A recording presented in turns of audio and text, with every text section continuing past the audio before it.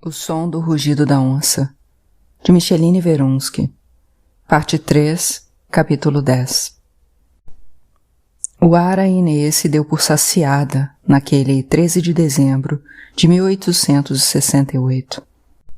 Abriu suas asas de Uiruetê, deixando para trás a casa de Mártios, onde por tanto tempo estivera.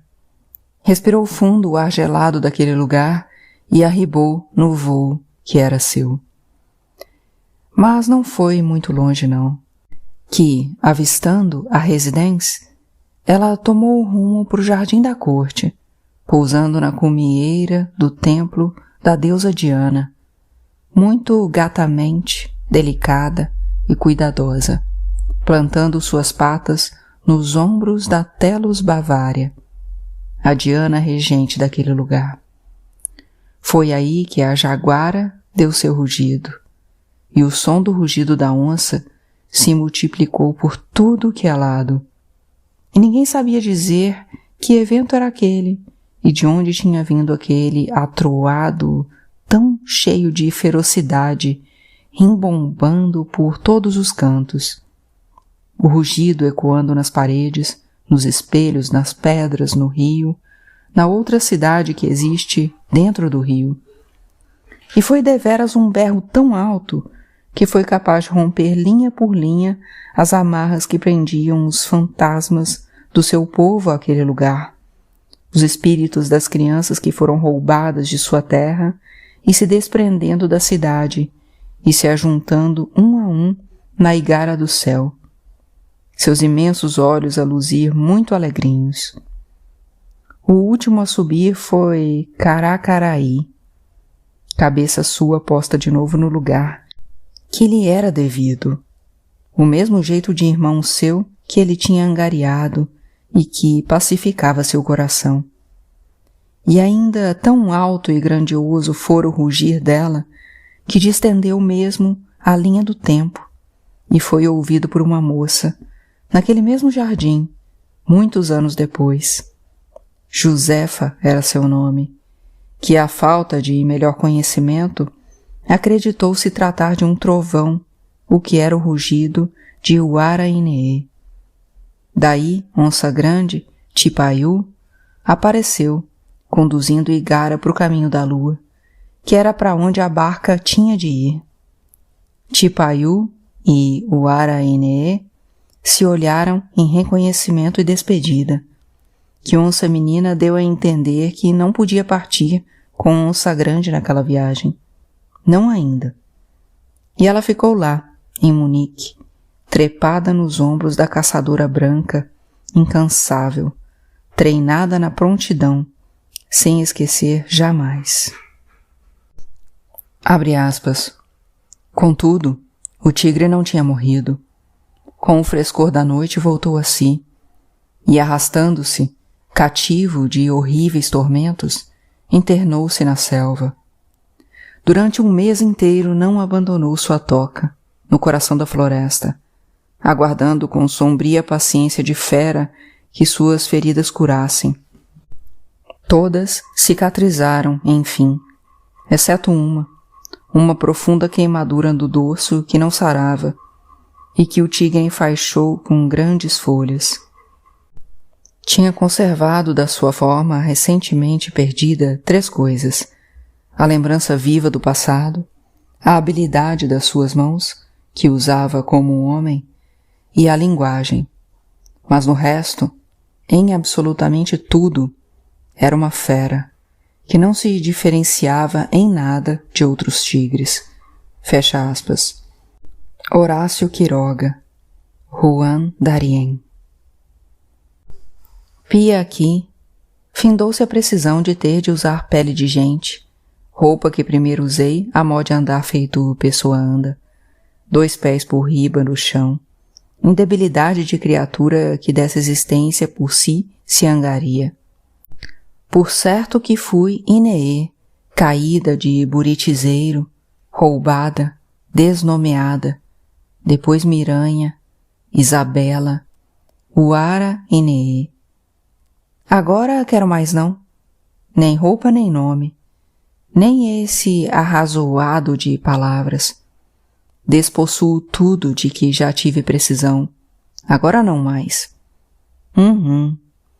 Messê se diz espantado porque, por certo, acredita que eu tenha armado o tocaia, enganando Messê, mas não é? Messê todo nhinhinhim do nhunhunhum, falseando, dizendo que tenha eu bigodeado nessa trama toda e que, mesmo onça, não dava nem para saber se era malha larga, malha miúda, pinima ou pichuna, jaguara palha ou jaguara preta, jaguaretê branca, troncuda ou pequena. Nem se era peixe ou pássaro ou gato, quem sabe? De se rir, uma coisa dessas, viu? De se rir. Traiçoeira, eu. Tenção minha é de onça. Sempre foi. Mas se Messê não viu, distraiu-se, tresmalhou-se. Que haverá eu de fazer? E saiba que não quero mais não também sua linguagem. Pode ficar com ela. Carecia dela para mó de aliança. Agora, a aliança tá desfeita. E eu, por derradeiro, vou retomar para a fala de onça, linguagem minha mesmo, por natural, xambicuena, araririetê, que o que eu quero, Messê não haverá de me dar pela afeição que disse me ter, que eu sei. O que eu quero, corpo que foi meu, de Ineê, Miranha, Isabela, Uara Ineê. O que quero, corpo que foi meu sendo plantado na beirinha do Apurá. Corpo meu retornado. Figuras minhas, todas elas levadas de volta aos parentes. Eu sei, Messê não tem como me dar esse obséquio. Pensa que me importo? Destá. Hora dessas eu mesmo pego e tomo de Messê no uso da mais fina força. Se prepare. Interminável onça. Aniba, Aniba, Siringanguê. A respeito da construção da maloca. Madeirame das paredes e do telhado. 1. Mitos, relatos, palavras e sabedorias de povos originários ligados ao Brasil e territórios vizinhos foram transcriados e utilizados para a sustentação dessa obra. 2. O mito do Niimué é de origem do povo Miranha. 3. São utilizadas palavras do vocabulário Miranha, Uri e Nhengatu ao longo dessa obra. Algumas palavras do vocabulário da onça são inventadas. 4. Os episódios de Jurinha Miu, do quebradão das antas e da tartaruga que chorava, são referentes a narrativas Miranha. 5. O complexo de Yurupari e seus rituais são comuns a vários povos, como os próprios Miranha, os Yukuna Matupi, Tucano, Kamayurá, entre outros. 6. A narrativa das pessoas de água que habitam os rios é comum em mitologias do mundo inteiro. Para esta obra, foram consultadas histórias dos povos Miranha, Yuri e Yanomami. 7. As canções sobre a coca e a yuca são de origem do povo Canhanguxau, bem como a frase, abre aspas, tabaco frio, coca doce, fecha aspas, palavras do ancião chamado Quinerai. 8. As figuras do menino Joy, da menina Movaca e de Nutapá referem-se a um mito de criação ticuna. 9. A constelação dos 4 macacos é um mito relativo à astronomia miranha e refere-se à constelação de Órion. 10. A Casa das Onças diz respeito à iniciação xamânica do povo Siona. 11. Relatos sobre a árvore da vida são comuns a vários povos pelo mundo. Nesta obra, foi utilizada a narrativa Yanomami como referência. 12. É utilizado o trecho do Hino da tribo Fuinio, de autoria do índio Almir Torres. 13. Ayahuasca. Trançado de cipó das paredes. 1. Belo Monte, Anúncio de uma Guerra. Documentário dirigido por André Delia, 2012. 2. Trecho do diário pessoal de Von Martius. 3. Relatos e observações de viajantes e missionários. Jean Deleri, Giovanni Pietro Bellori. 4. Trecho de A Metamorfose das Plantas. Poema de Goethe, com tradução de Eupídio de Toledo. 5. Trechos de cartas da rainha Frederica Caroline de Baden e do rei Max Joseph. 6. Trecho de A Donzela de Orleans, de Schiller, em adaptação de Ruth Salles e tradução de Júlia de Melo e Souza. 7. Trecho do poema Navio Negreiro, de Castro Alves. 8. Trechos de artigos e manchetes de periódicos alemães e franceses do século XIX e manchetes de jornais, revistas e sites brasileiros do século XX. 9. Transcrição de anotações de livros de tombo eclesiásticos que registram o falecimento das crianças indígenas. 10. Litografias denominadas Miranha e Uri, na exposição Coleção Brasiliana Itaú, no Instituto Itaú Cultural. 11. Texto de parede da exposição Coleção Brasiliana Itaú.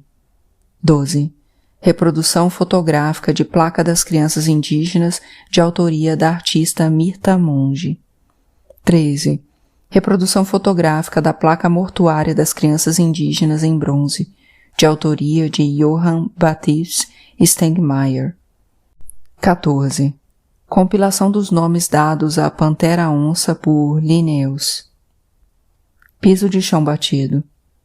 Agradeço o trabalho dos inúmeros indígenas, antropólogos, escritores e estudiosos no Brasil e na Europa, que fundamentaram a pesquisa desse romance, e os esforços e a generosidade da tradutora e pesquisadora Márcia Huber, que investigou e enviou de Munique, na Alemanha, informações preciosas sobre o período em que as crianças indígenas, denominadas Yuri e Miranha, viveram naquela cidade. Agradeço ainda as leituras generosas de Itamar Vieira Júnior, Manuel Herzog, Ana Cláudia Berrens, Adriene Mirtes e André Balaio, entre alguns primeiros leitores, a Mariana Teixeira Soares, Ricardo Bolonini e Carlos Alexandre Costa, por acreditarem nas onças. Esta obra foi composta pela Express em Meridian e impressa em offset pela gráfica Peyman sobre papel Polon Saft da Suzano para a editora Schwartz em fevereiro de 2021. A marca FSC é a garantia de que a madeira utilizada na fabricação do papel deste livro provém de florestas que foram gerenciadas de maneira ambientalmente correta, socialmente justa e economicamente viável, além de outras fontes de origem controlada. Fim.